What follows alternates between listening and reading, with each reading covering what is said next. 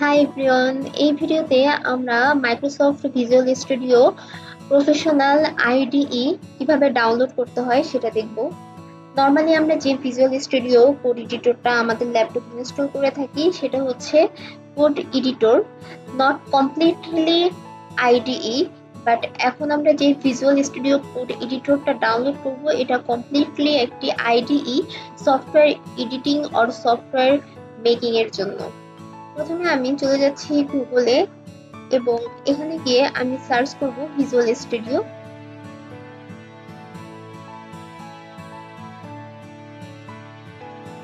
আমরা normally visual studio code লিখে search দিলে যে অফিসিয়াল ওয়েবসাইটটা আমরা পাই সেটা হচ্ছে ভিজুয়াল স্টুডিও কোডের এই ওয়েবসাইটটি। তো আমি এটি ডাউনলোড করব না, আমি এখন অন্য একটি ট্যাবে চলে যাচ্ছি এবং এখানে আমি লিখব ভিজুয়াল স্টুডিও আইডিই, দেন আমি ইন্টার দিব। ইন্টার দেওয়ার পরে মাইক্রোসফটের অফিসিয়াল একটি ওয়েবসাইট চলে আসবে, visual studio IDE programming tool for software. আমরা এই সাইটটিতে ভিজিট করব। এই সাইটটিতে ভিজিট করার পরে আমরা এখানে এই ডাউনলোডস অপশনে চলে যাব। তিনটা অপশন দেখতে পারবো, একটা হচ্ছে কমিউনিটি, প্রফেশনাল এবং এন্টারপ্রাইজ।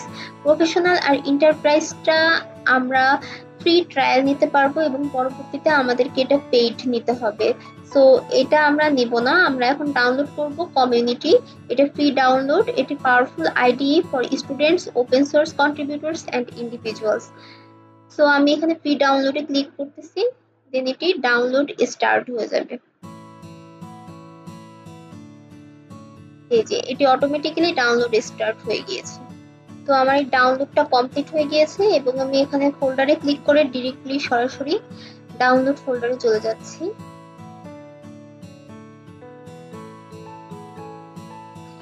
এখন আমরা এটাকে ইনস্টল করব। রাইট ক্লিক করে ওপেনে ক্লিক করলে এটা ইনস্টল শুরু হয়ে যাবে।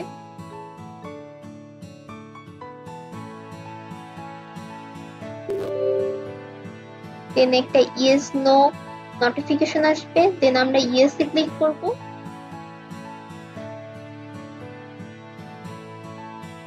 এন্ড ইয়েস এ ক্লিক করার পরে এরকম একটা ইন্টারফেস আসবে, দেন আমরা জাস্ট ক্লিক করব কন্টিনিউ। এখন এটা ডাউনলোডিং হচ্ছে। আমার ডাউনলোড এবং ইনস্টল এখানে কমপ্লিট। এবার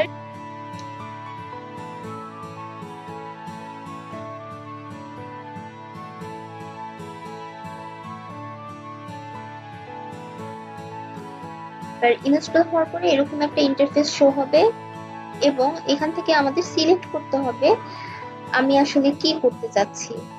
তো যেহেতু আমরা সি শার্প প্রোগ্রামিং ল্যাঙ্গুয়েজ শিখবো বা সি শার্প প্রোগ্রামিং ল্যাঙ্গুয়েজ করবো, এর জন্য আমরা যেইগুলো সিলেক্ট করে রাখবো সেটা হচ্ছে data storage and processing, database কানেকশনের জন্য, এবং এখানে ডটনেট ডেস্কটপ ডেভেলপমেন্ট এটা সিলেক্ট করব এবং ASP.NET এন্ড ওয়েব ডেভেলপমেন্ট এটা সিলেক্ট করব। তো আমি এখানে পাইথন ডেভেলপমেন্ট এটাও সিলেক্ট করে রাখতেছি এন্ড Node.js ডেভেলপমেন্ট, কারণ এই দুটো আমার লাগবে, এর জন্য আমি সিলেক্ট করে নিচ্ছি। কেউ যদি এই দুটো সিলেক্ট করতে না চায় তাও সমস্যা নাই, just ASP.NET and .NET development, desktop development and data storage and processing, এই তিনটা সিলেক্ট করলেই হবে। তো আমার যেগুলি দরকার আমি সেগুলি সিলেক্ট করে নিয়েছি।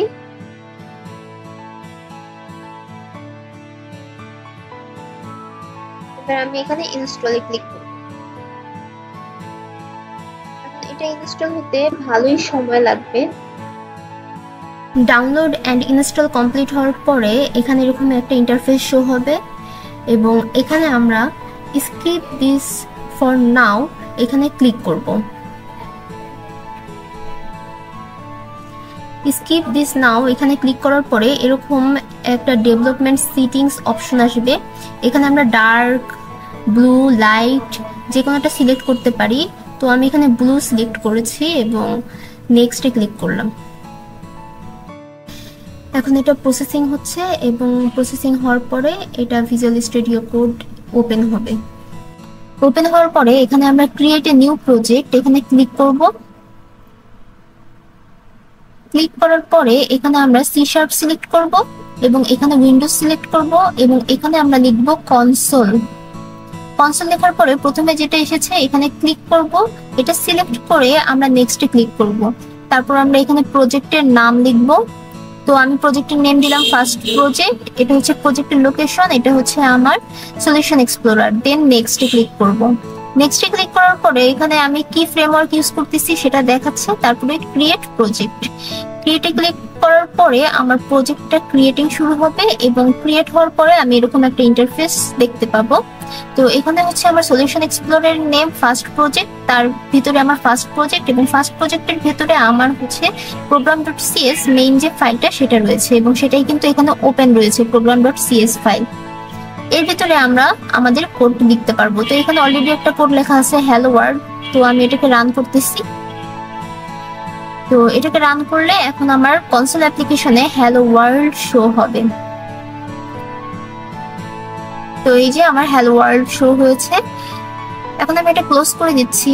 এখন আমি এখানে C# কোডের বেসিক স্ট্রাকচারটা লিখবো এবং এখানে আমি একটা কিছু প্রিন্ট করাবো। তো আমি এখন এটা ডিলিট করে দিচ্ছি। এই যে আমার C# এর কোড। এবার এখানে আমি এটা this is me hi everyone এই লেখাটা প্রিন্ট করাবো। এখন আমি এটাকে রান করব। রান করলে কনসোল অ্যাপ্লিকেশনে এই লেখাটা শো হবে this is me hi everyone. তো আমি এটা রান করতেছি, this is me hi everyone. So এইভাবে আমরা কমান্ড লাইন অ্যাপ্লিকেশনের ভিতরে আমাদের আউটপুটটা দেখতে পারবো।